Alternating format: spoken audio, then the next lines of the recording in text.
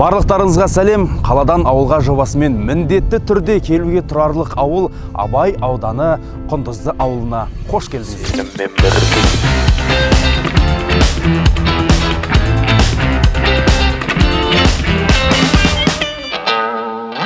Сауса сүт, қаймақ, ірімшік, май, құрт, сойса таза ет.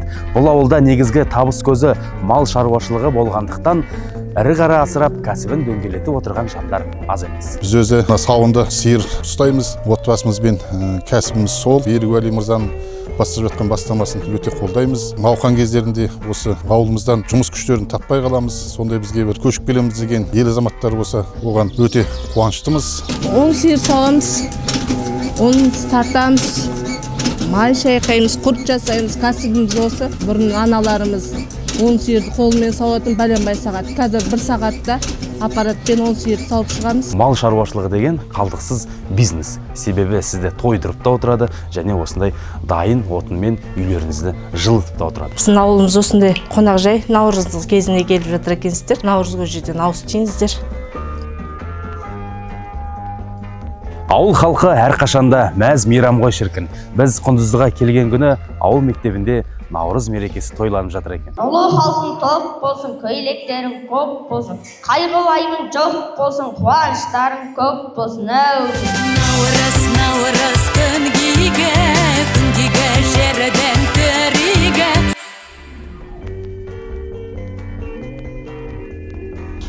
Егер де сіздің балаңыз Айбек Нұғымаров ағамыз сияқты Қазақстан барысы болғанын қаласаңыз, осы ауылға көшіп келіп балаңызды осы бір спорт мектебіне берсеңіз болады.